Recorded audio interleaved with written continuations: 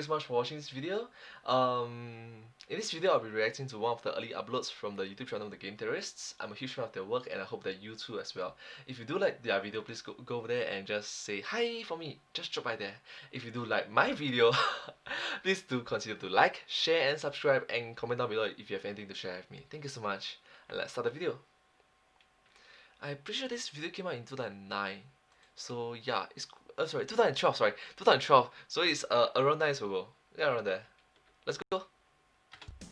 With all this talk of the Wii U coming out, I've been hearing this phrase, asymmetric gameplay, getting thrown around a lot. I've actually seen some publications ask if it's just a fancy new way of saying unbalanced, or if it was just some kind of gimmick that Nintendo has come up with to try to sell more consoles.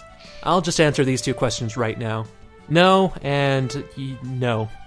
Oh, Ronnie, your videos are awesome. So what is symmetry and how does it differ from balance? These two things are actually overarching design concepts that have applications in fields ranging from graphic design, interior design, architecture, landscaping, photography, and a bunch of other subjects.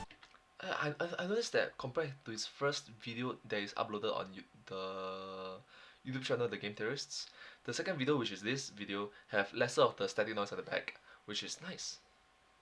I'm pretty sure he spent a lot of time and effort onto making this video because the animation is going smoothly well, and yeah, the storyline, the script is scripted properly.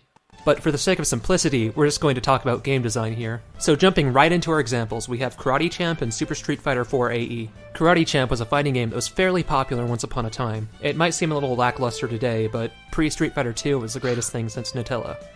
Was Nutella even out back then? Each player has the exact same moveset, hitboxes, speed, everything. They're even pretty much the same sprite. As far as fighting games go, this is totally balanced and totally symmetrical. If you compare this to Super Street Fighter 4 AE, we have Chun-Li and Blanca. This is usually seen as an even matchup. They're totally different characters with totally different moves, hitboxes, dominant playstyles, everything. Yet they're seen to be about even. This is a textbook example of asymmetric balance. Arguably, the easiest way to achieve balance is to make a game perfectly symmetrical. However, this has the potential to be an uninteresting game. Asymmetry, on the other hand, almost always breeds some kind of interest, be it positive or negative. Don't get me wrong, there are plenty of popular games that are also symmetric, but I'd hazard to say that most enduring games feature some kind of asymmetry, even if it's not obvious. Chess, for example, looks like a very symmetric game. You can see as much just by looking at the game board. The white side and black side are mirror images of each other. But it's not symmetric. However, due to the very nature of the game, one factor makes it asymmetric. It's the fact that white always moves first. It might not seem like much, but chess masters have been debating this point for over a century. It's even been given a title, the first move advantage. Yes. Articles, books, interviews, speeches, and all kinds of other works have been devoted to debating whether or not white has an advantage, how valuable that advantage is, how it affects the game, and so on. This is a very complicated subject, and while I love chess, I'm nowhere near as skilled as I'd really need to be in order to do this topic justice. Ask Kirk.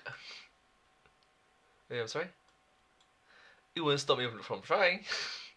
Ask Kirk. However, one way of simplifying part of the problem goes like this.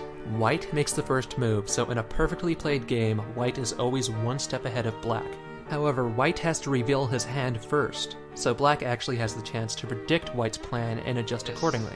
White has more initiative, yet black has more information. It comes down to which advantage is more valuable. Since most humans very rarely play perfect games, the advantages will have different implications depending on who is playing and who can better utilize them. The first move advantage might not have much of an effect on lower level players, but between two chess masters it can mean the difference between a win and a stalemate. This is an example of asymmetry making it difficult to tell whether or not a game is actually balanced. While we're still here, I'd like to go back and reference the episode I made talking about balance.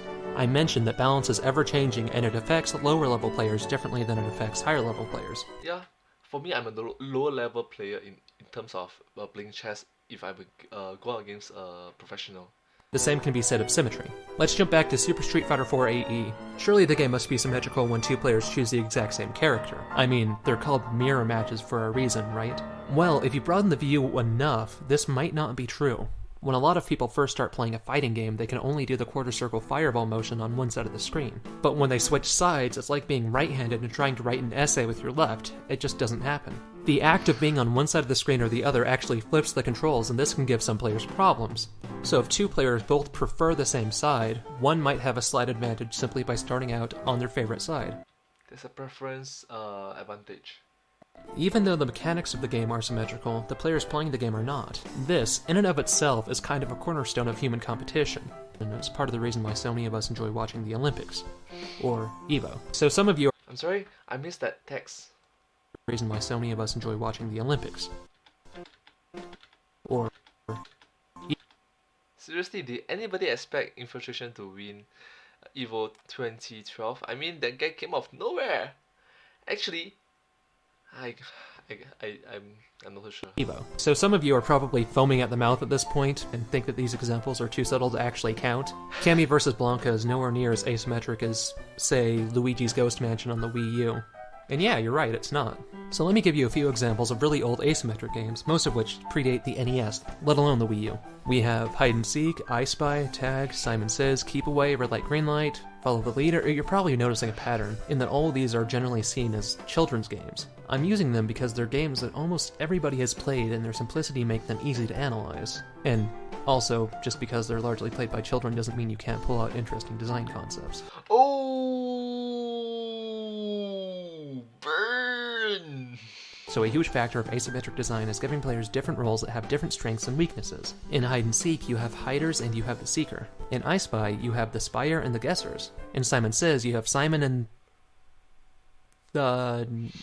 the not Simons. If you compare this to Luigi's Ghost Mansion, you have the ghost and the humans. In Animal Crossing Sweet Day, you have guards and the villagers. In Chase Me, you have the runners and the chasers. So I just demonstrated that this sort of asymmetry is nothing new when it comes to games in general, but what about video games? Were there any video games before the Wii U that featured this amount of asymmetry? Well, yeah, a lot actually. Cat and Mouse on the Magnavox Odyssey, released in 1972, is one of the oldest examples of asymmetric video games I could find. And if you want to jump ahead a few years, you could make Duck Hunt a simultaneous asymmetric multiplayer game.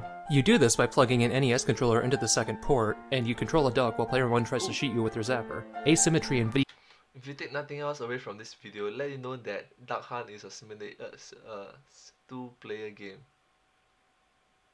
Simultaneous two-player game. video games is really as old as home consoles themselves. So pretty much every one of my examples so far has been about asymmetry when it comes to competition, but there's also a concept called asymmetric co-op, where you have a multiplayer co-op game but the player characters have different stats and abilities. You usually see this sort of thing in beat-em-ups like Final Fight, but games anywhere between Goof Troop to Kirby Superstar to Mario Galaxy feature it. While there is a lot more to say about the topic of asymmetry as a whole, I think I might save all that for a later episode. Yes. So let me leave you with this.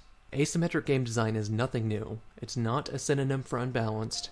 It's not exclusive to video games, and it's not restricted only to competitive games. All of this being said, the fact that the Wii U allows some players to use the tablet controller alongside players who use the Wii Remote or Wii U Pro controller opens up so many new possibilities in the realm of asymmetric game design that would have been almost impossible in the past. Personally, I'm excited to see what developers will do with all these new tools at their disposal. We've seen a lot of interesting things done on the Wii U already, and I, for one, can't wait to see more. That is true. Oh my gosh.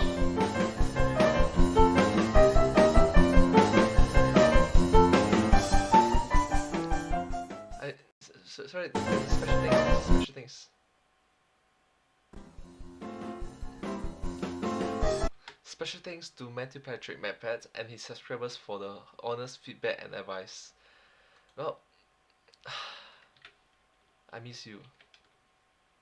Ronnie, I miss you. We miss your work. We miss you. And yeah, thank you so much. Your video is very interesting. It's not very interesting, it's super interesting. Thank you.